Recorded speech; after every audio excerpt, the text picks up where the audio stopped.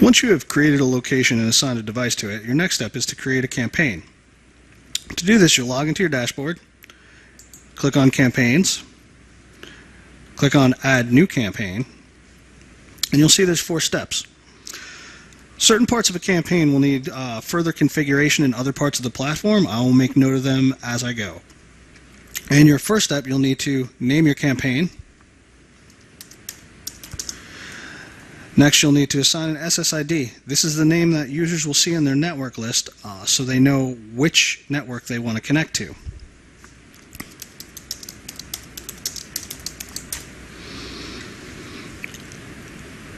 You'll enable your logins. Each of these logins for social has a default. As you can see here, we have a default app for you to use. You can choose to use the default app, or you can create your own apps within your own developer dashboard for each of these, as far as Facebook, Twitter, Google, LinkedIn, Instagram. Do keep in mind Instagram requires a review to be put live, and the contact. That will be covered in other videos and showing you how to set up those apps to use for your logins, which means you can have individual logins for each client. Here you can also connect with SMS. You'll need to set up Twilio for that. That's covered in another video, as well as enable with pay with credit card, which is we use Stripe. Enable with PayPal, which you need a PayPal business account for. There are articles that will show you how to configure all that. Once it's configured, it's easy to add to your campaign. You can choose to allow people to skip login, depending on the purpose of your campaign. You can also ask them to put in just their email. Here you have other options as well, though. You can ask them for name, email, country, city, phone number, gender, and year born. We'll just ask for email for now, and we'll go to step 2. In step 2, this is where you create the look and feel of your campaign. The first option you'll see is the default language. You can see we have many languages, so if English is not your default language, you can choose another.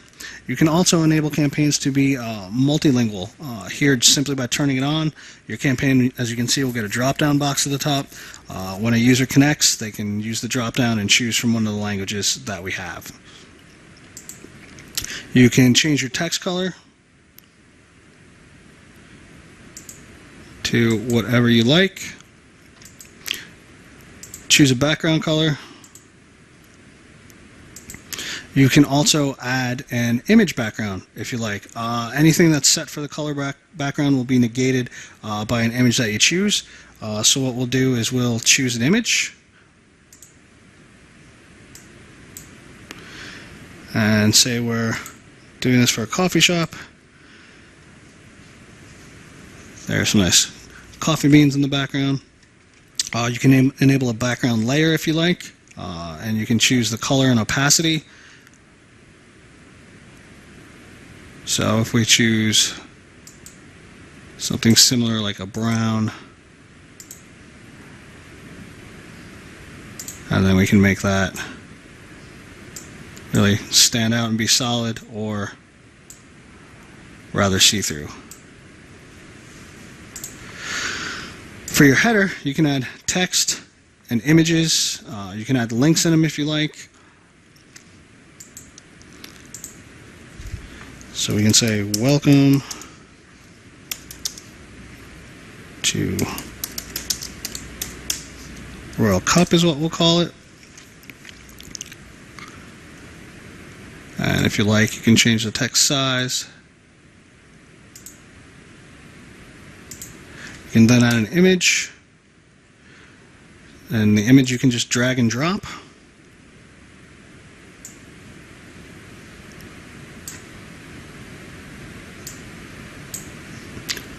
And there you go, you have your header. You can do the same thing with the footer, also add text and images or whatever you like.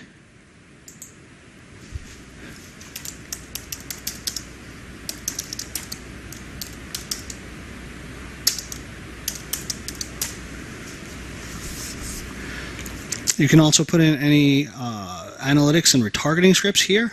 This will insert it before the head. This will insert it after the body. Well, it'll be inserted actually at the very end of the body, which is what that HTML means, right before the body ends. You can also add custom terms and conditions. You do have in your branding page a global terms and conditions that you will likely put in for your company, and what that'll do is that will apply to every single campaign. When a user clicks on click to agree to terms, your terms will come up. If you have a campaign where it needs to be specific for that particular business, this is where you will override this. You'll put your custom terms and conditions in this box right here. You can generally just copy and paste them, and that will apply to that specific campaign. Step 3 of the campaign is where you can interact with the user after they have logged in. Here you can put in a redirect, which will require an HTTP or HTTPS, depending on where you're redirecting, and the URL where you're sending them. Notice that this says successful login redirect URL or one of the following. So if you're redirecting them to a page, you will not be able to use any of the features underneath, which I'll go through briefly. You can send them to a custom thank you page. Again, you can use images, links, text, obviously. You can choose the redirect time, how long they're going to see it for. So for instance, if you have a link to a coupon, 5 seconds might not be long enough. Maybe you want them to see it for 20 seconds. What will happen once that thank you page disappears is they will be redirected to the URL they were originally intending to visit. You can also put a conversion tracking code on that page. For instance, like if you have a coupon, and you can track how many downloads your coupon has and whatnot. You can also enable an autoresponder. We work with several: GetResponse, ActiveCampaign. As you can see here, ActiveCampaign, GetResponse, iContact, MailChimp. So you can connect those. Obviously, you'll need to connect your autoresponder to the platform with a key, and that will be shown to you in another training. Once you do that, you can create a separate list, so you can keep everyone in their own little list, and once it's connected, you can choose the drop down, and it'll show you the list that you have within your autoresponder, and you can choose one. You can enable webhooks. You can enable email reporting, which obviously you can do, as you see here, daily, weekly, and monthly. Just to add an email, and you'll get a report sent at the frequency you desire of who's logged in for that day, or week, or month. You can enable a TripAdvisor widget, which means you would need to go into the business's page and get the widget code for their specific TripAdvisor account. You will paste it in there, and the TripAdvisor widget will show up. You can enable App Store redirects.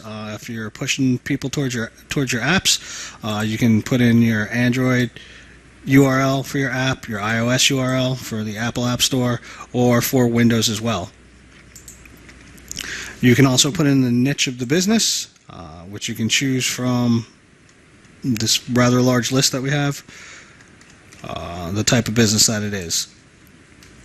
Once you're done on that page, in step 3, you can go to step 4. Step 4, you have the option to auto-email users when connecting, and this works on all social networks that collect email. Twitter does not collect emails. It is not Twitter's policy to do so, so it will not work with Twitter. Or obviously, if it's paid through PayPal or Stripe or whatnot, there's no email collected there. So only for the ones that emails are collected, but it will auto-email the users. You can create the email right here, again, just like the header and footer we dealt with previously. You can add links, images, text, and you can choose who the sender's name is, what the sender's email is, and the subject of the email. And that will get sent to users after they log in. Enable Facebook post on the user's timeline. Facebook has changed their policy on this, so we'll be updating this in the future. Currently, this is going to be taken off the platform. The Facebook like box, all you need to do is put in the end. You see we have Facebook.com here, just the end part to the business's page, and it'll bring up a like box and allow people to like them before going on to the next step in the campaign. In the middle of that flow, once they log in, they'll see the like box, they'll see all the news. It's a scrolling box, and they'll be able to like the business. You can enable auto tweets. Obviously this will only work with Twitter, but you can type your message here, and once a user connects with Twitter, it'll send out a tweet from them with your message. Advertising platform. If you have this, you can set up ads pre-login, which will be on the login screen, post-login interstitial, which will be in the middle of the campaign flow, and then post-login will show them ads at the end of the flow of the campaign before they head to where they're going. The pre-login, you can have, much like the header and the footer, top zone, bottom zone. The interstitial, you can have one ad. You can obviously even put a video in here, and you can select the time duration up to 30 seconds. And then post-login, you have, again, similar to header and footer, a top zone and a bottom zone, as well as a middle zone within the page that they will see once they have logged in. So once you have created all your settings here, you'll simply save your campaign.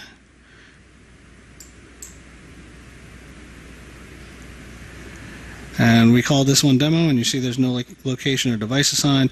You also have the option of viewing the campaign as a landing page preview. If you see that little yellow box, and what that'll do is it'll give you a preview of your campaign, what it looks like. It can take you through the login flow.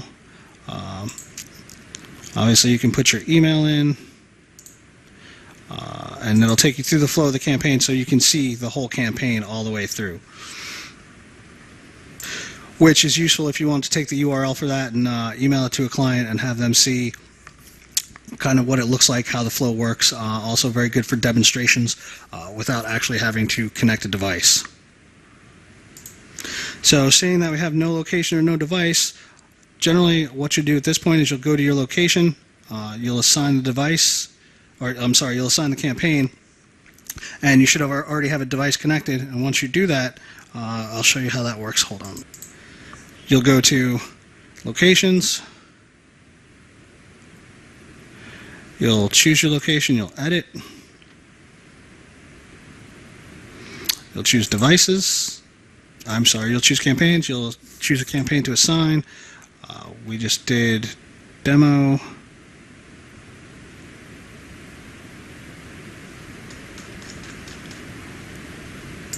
Right there, we'll set it as a default.